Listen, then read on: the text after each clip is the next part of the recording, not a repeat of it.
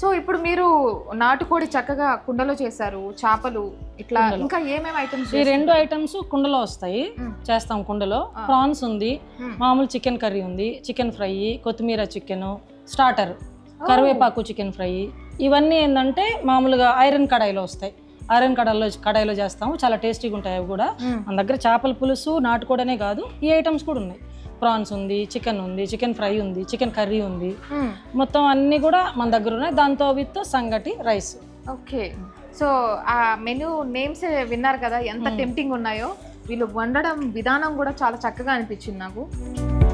టేస్ట్కి ఏమాత్రం తీసిపోని విధంగా ప్రతిదీ దగ్గరుండి జాగ్రత్తగా మన ట్రెడిషన్ని, మన టేస్ట్ని 5 minutes ఇట్లా చక్కగా ప్రెజెంట్ చేస్తున్నారు కుకింగ్ లో.